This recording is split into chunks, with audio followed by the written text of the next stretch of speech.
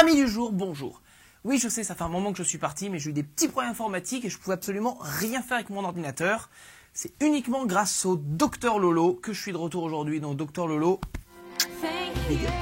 alors oui, je sais, indépendamment, c'est pas comme si j'avais une régularité de fou, mais honnêtement, il n'y a pas grand-chose au cinéma en ce moment. Puis j'ai d'autres projets sur le feu que j'espère vous faire partager bientôt, et j'espère aussi que ça vous plaira. Mais ça, on en reparlera.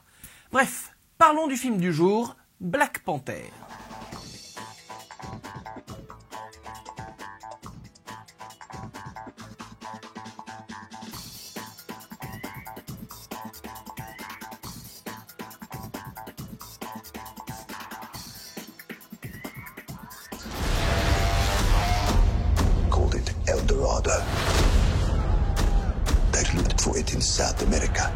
Né dans les pages de Fantastic Four numéro 52 de juillet 1966 par Stan Lee et Jack Kirby bien sûr, la Panthère Noire arrive enfin sur grand écran. Scénaristiquement, Black Panther est en développement L, c'est-à-dire dans la phase de développement des studios qui développent rien, depuis à peu près 24 ans. Donc teasé finalement dans Civil War, nous avons enfin un full film Black Panther. Qu'est-ce que ça vaut? Je vais vous la faire courte.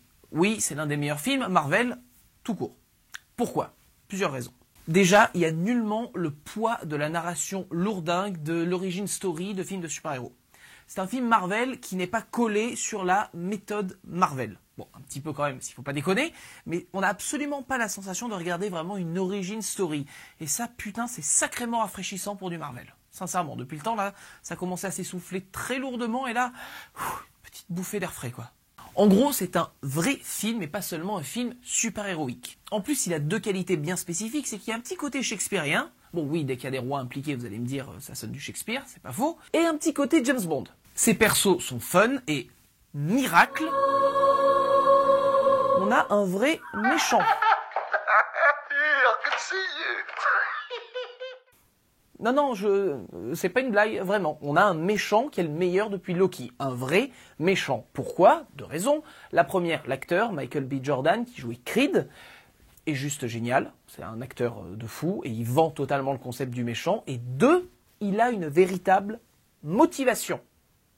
Comme on en a déjà parlé, vous et moi, 1 million de fois, ce qui est important dans un personnage de méchant, d'antagoniste, c'est qu'il ait une véritable motivation autre que je vais détruire le monde ou je vais conquérir le monde. Ce qui ne veut rien dire. Ici, le personnage a vraiment motivation, ça fait 7 fois que je le dis, mais je continue quand même, qui est non seulement intelligente, mais aussi compréhensible, simplement.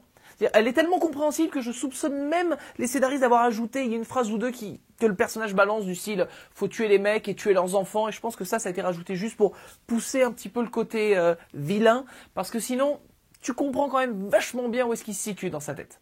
Notons que le réalisateur de Black Panther, Ryan Coogler, est un grand réalisateur. Pas encore tout à fait un metteur en scène, mais un excellent réalisateur. Il a fait 3 films, Fruitvale Station, Creed et là, Black Panther. Et honnêtement, 3 succès coup sur coup, quoi. Et je vous parle pas seulement de succès cinématographique, parce que oui, ça a été le cas, mais pas seulement. C'est des succès en tant que film, qu'œuvre filmique. C'est-à-dire que c'est 3 films que j'ai beaucoup appréciés. Donc ce mec-là, à surveiller, parce que j'ai non seulement envie de voir la suite de sa filmographie, mais il m'a aussi donné envie vraiment de voir la suite de Black Panther.